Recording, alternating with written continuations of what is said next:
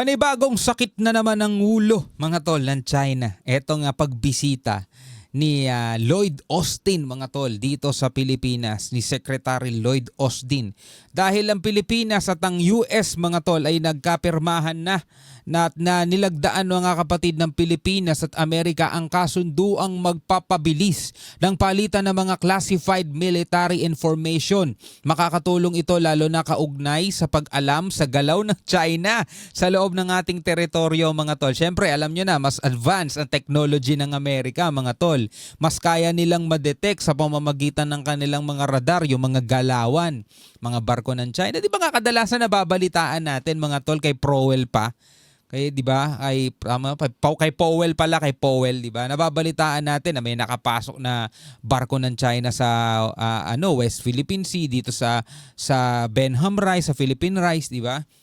So dito, dahil sa kasunduang ito ng Amerika at US, ng Amerika at Pilipinas, mga tol, is mas madali nating ngayon malalaman yung mga classified military information, mga tol.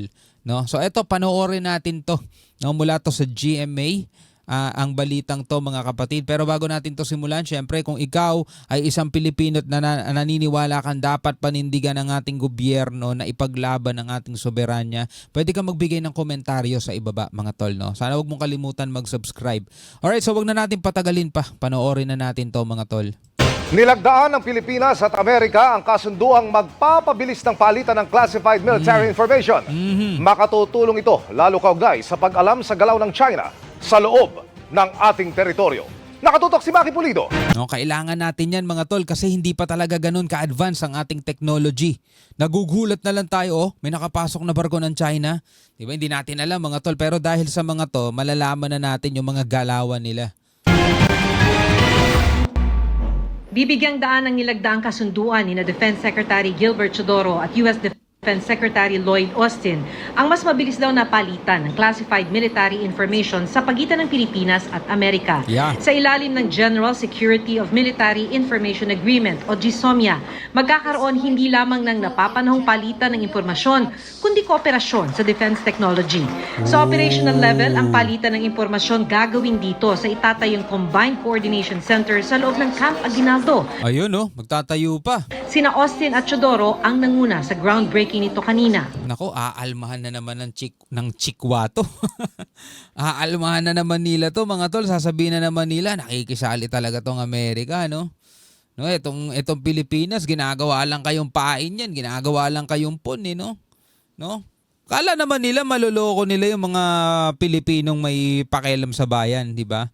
Unang-una, mga tol, interest ng Pilipinas, ito pinag-uusapan dito. Oo, sige, sabihin natin may interest din ng Amerika, mga tol.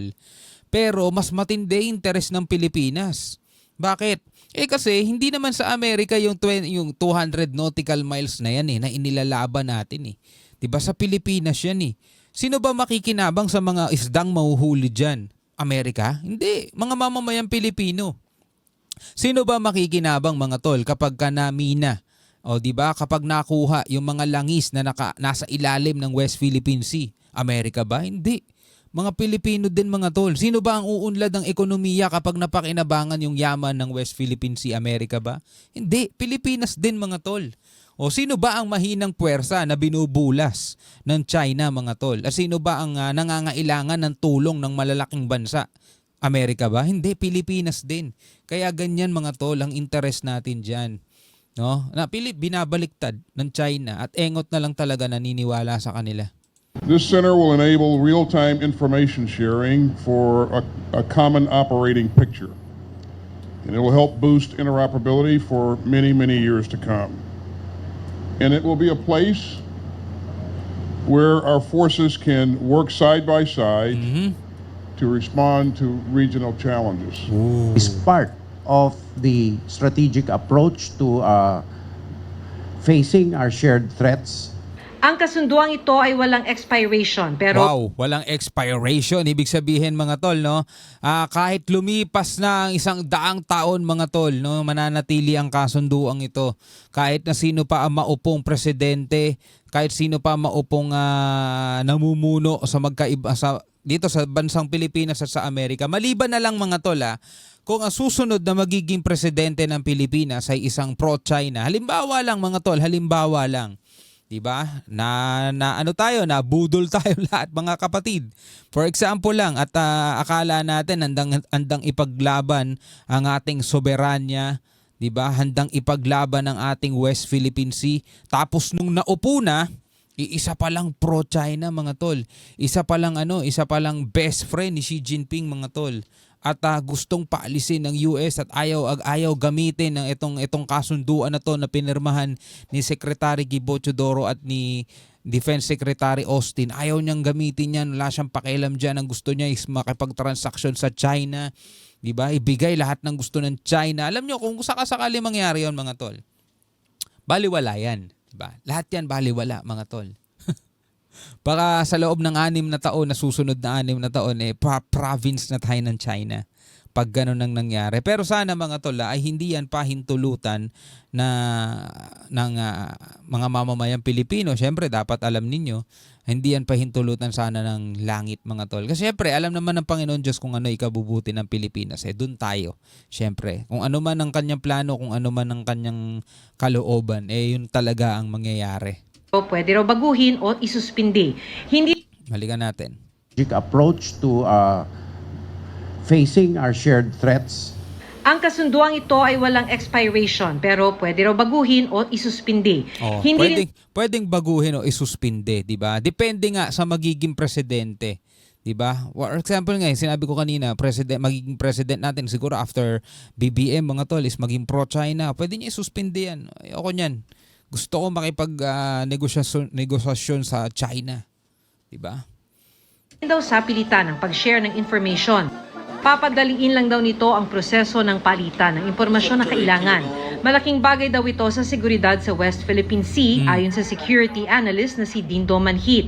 Maari kasing magka-access ng real-time information ng Pilipinas, halimbawa sa galawan ng China sa loob ng ating teritoryo na malaking hamon sa ngayon dahil wala tayong sapat na teknolohiya. Diba? Wala tayong sapat na teknolohiya mga tol. At eto, magkakaroon tayo ng real-time access sa galaw ng China mga tol. Kasi nga 'di ba nagugulat na lang tayo, merong Chinese research vessels ang naglilibot-libot dito sa Philippine Sea o dito sa Philippine Rice.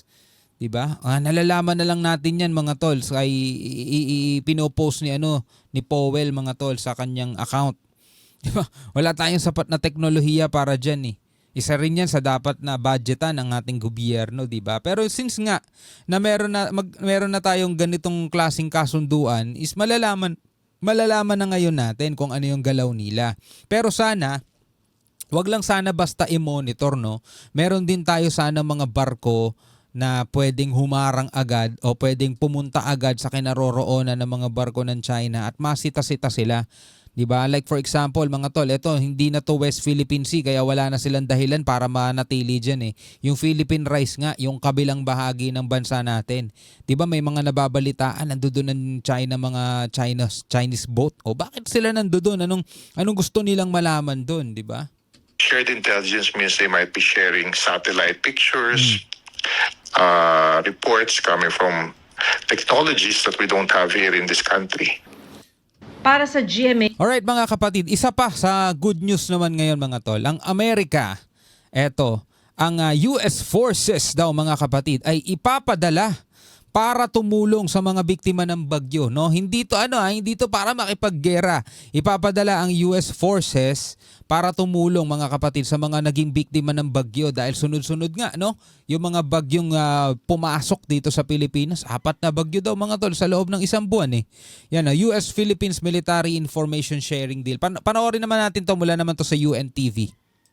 I've authorized U.S. forces to provide direct support to respond to the Super Typhoon. We've also secured another $1 million in urgent humanitarian aid. Batid ng Estados Unidos na kailangan ng humanitarian aid ng Pilipinas dahil sa naranasan nitong sunod-sunod na bagyo at hagupit ng Super Typhoon Pepito. Biruin mo mga tol, no, dapat dito sa Southeast Asia, yung mga bansang nandito tayo, yung mga nagtutulungan eh. Ito galing pa sa western country to. Kung tutusin, napakalayo nila sa atin mga tol. Dahil dito ayon kay US National Defense Secretary Lloyd Austin III, ipinag-utos na niya sa US Forces na tumulong sa Pilipinas. Nag-iwan ng malaking pinsala ang Super Typhoon Pepito sa Catanduanes at ilang bahagi ng Central Luzon. Nilagdaan naman kanina ni Secretary Austin at Philippine National Defense Secretary Gibo Chodoro ang General Security of Military Information Agreement o GSOMIA sa Camp Aguinaldo.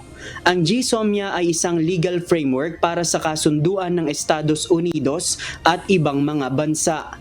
Batay sa kasunduan, magkakaroon ng mas malawak na palitan ng mga impormasyon na may kaugnayan sa defense ang dalawang bansa. Nice. Ito yung tinatawag na Classified Military Information o CMI na nakaayon sa US Executive Order 13526. Walang takdang expiration ang kasunduan pero pwede itong amyendahan o suspendihin depende sa pangangailangan. Pagkatapos ng ginawang kasunduan, ginawaran naman ni Secretary Chodoro si Secretary Austin ng Outstanding Achievement Medal dahil sa kanyang leadership at commitment. Wow. Samantala, pinangunahan naman ng dalawang National Defense Secretary ang groundbreaking ceremony para sa pagtatayo ng Combined Coordination Center dito sa loob ng Camp Aguinaldo. Ang CCC ang magsisilbing hub para sa real-time information sharing ng Armed Forces of the Philippines o AFP at ng United States Armed Forces. This center will enable real-time information sharing for a common operating picture. And it will help boost interoperability for many, many years to come. And it will be a place where our forces can work side by side to respond to regional challenges. We are more than allies. We are family. President Marcos has repeated it several times that the United States presence in the Indo-Pacific region is essential for maintaining peace and stability in this region. Yan malinaw. Yung pananatili mga kapatid ng US Forces dito sa Indo-Pacific ay kailangan, essential mga tol, para mapanatili o para ma-maintain mga tol yung peace and stability. Kasi nga kung wala sila, isa lang ang malakas dito mga tol, isa lang ang naghahari-harian. Buti sana kung mabuting hari no? Kaso bulas bulas, ganid pa. Yun ang mahirap doon mga tol. Pang-apat na beses nang bumisita ni US Defense Secretary Austin sa Pilipinas mula noong naupo siya sa pwesto noong 2021. Yeah. Inaasahang mapapalitan siya sa pwesto sa pagpasok ng administrasyon ni Donald Trump na nakatakdang umupo bilang 47th President of the United States. JP Nunez, UN 47, so siya ang pang 45 at 47. Hindi, tama ba?